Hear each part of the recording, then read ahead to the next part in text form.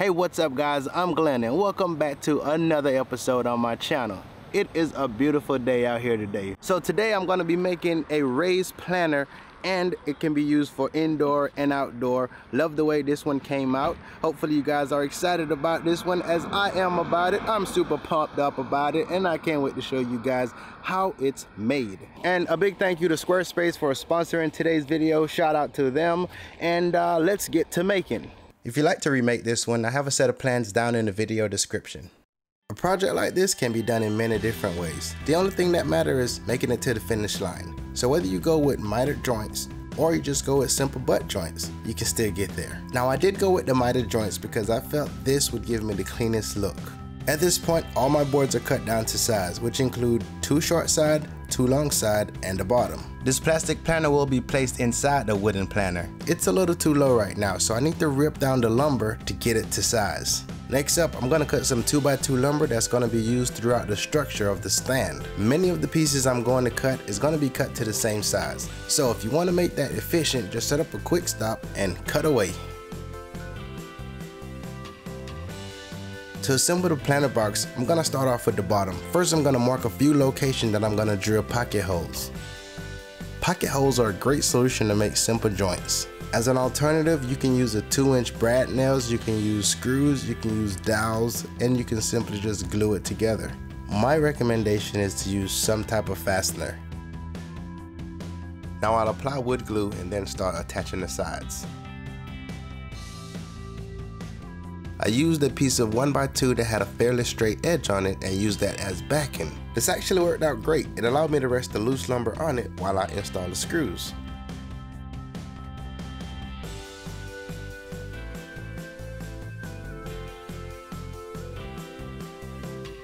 With the bottom being secured with pocket hole screws, I'm only going to secure the top using wood glue.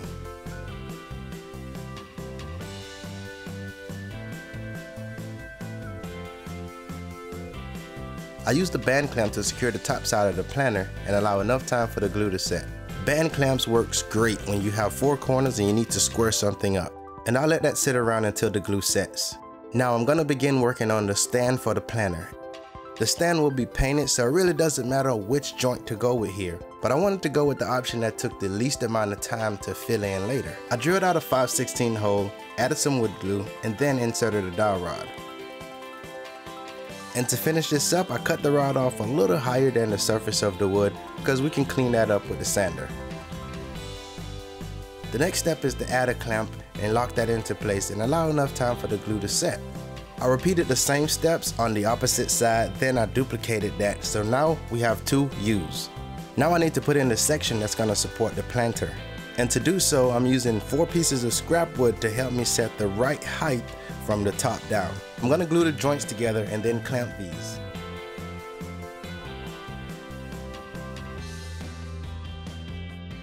And to shore up this connection point, I'm going to also install a few dowel rods.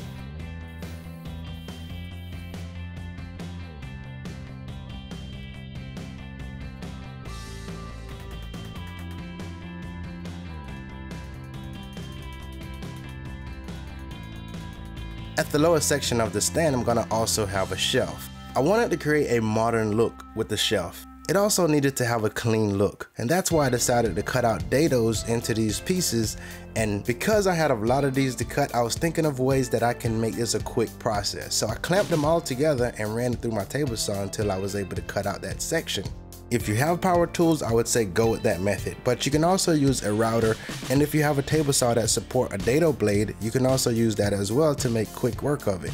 Now if I wanted to make this even more efficient, I could have cut one side, flipped the stack around, cut the other side, and this way I would only have to move the table saw fence once. And here you have it. So I'll also need 2 ends of these that are not fully cut out with dados, but we need to notch out a section so that it can look seamless and also hide the end of the 1x2s that's going to be sitting in the slots. Now this can be done in a few different ways, so for instance I'm going to use the chisel to notch this section out. You can also use a saw and a chisel to notch out the dado joints as well, but that would take a little more time. Using an oscillating tool will surely make quick work of this. To put this into perspective, it would take me 10 times as long to do this by hand versus using this tool.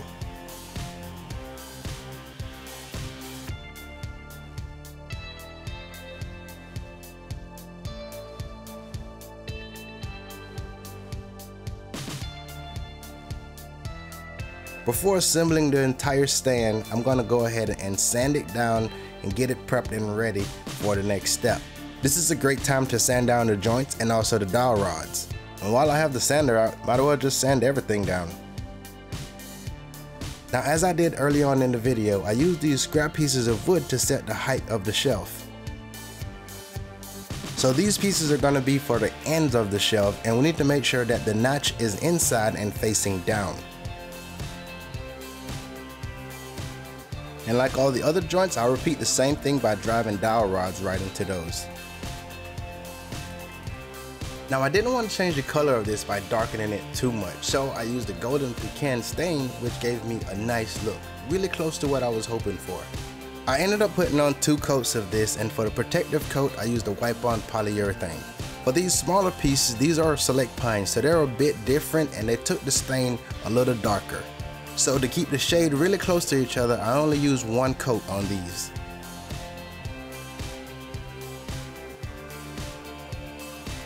I wanted the planner and the shelf at the bottom to stand out, so I needed to paint the color a dark color. Now, I didn't want to go pure black, so I went with a matte black, which actually looked gray once it's dried. So this is a paint and primer blending one, so I was able to just go ahead and apply the paint right on before adding in a primer. I ended up putting 2 coats of this on. Now, as I was painting, I taped off the shelf so I didn't get any paint on them. Now, it was a good thing I didn't stain these before applying the paint, because I still ended up getting a few dots of paint on them, so I was able to just quickly sand that down and now apply the stain. I also want to note that the 2 rails in the shelf are also matching the stand. Now, it was a little more work to do this, but I think the end result just made it all worth it. I used a piece of scrap wood to space these pieces perfectly, then attach them by using screws. Now, the next thing I'm going to do is install some pond liner inside of the planter box. Now, in the occasion that the planter does get overwatered, this pond liner is going to be there to catch the water and stop it from penetrating. Now, you can use a plastic bag or something of that nature to prevent the water from leaking through also. I found this plastic window box that would work great inside the planter. So if this ever get overwatered, I got it covered. Now, the next thing, I found this and it was the only one in the store, so I had to get the one with the broke lip on it. There just wasn't another option and I had to have this.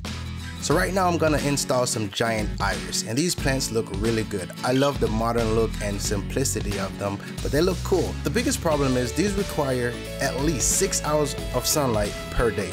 So that definitely makes it challenging to keep inside the home. And that, my friend, is a perfect fit. This broken corner was really bothering me. Now, this wasn't a perfect fix, but what I was able to do is just hide that area by using a piece of sprinkler hose. I cut a couple miter corners on it and remove a piece of the section from the inside. All I had to do was hot glue this on and I'm ready to roll. Now, it's not perfect, but I think it looks good. And it's time to top this off by just adding a few pieces of weed barrier in here, and this is mainly so that the rocks don't sink in the dirt. And here it is, a beautiful planter topped off using landscaping rocks, modern plants, and a cool shelf at the bottom. This planter was designed to instantly improve your space, so if you like modern, clean line, this thing is screaming your name. The shelf at the bottom took a ton of work, but all in all, it was well worth it. Now, as this is designed right now, it's made for indoor use only, but you can also make one for outdoor using cedar lumber.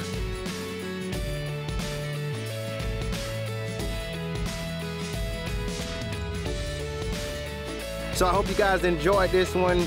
I know I did. Simple build, but I think it was a great outcome, and I love the look of this. So if you guys enjoyed this, be sure to smash the thumbs up button. Be sure that you subscribe to this channel so that you never miss another upload. We got some good stuff coming down the pipeline. So I'm actually in the process of creating my own website, so can't really wait to get that complete. And if you guys are also looking to share your creations and things with the world, consider using Squarespace, today's sponsor. So here's a quick word from them, and if it's a service for you, go ahead and check them out.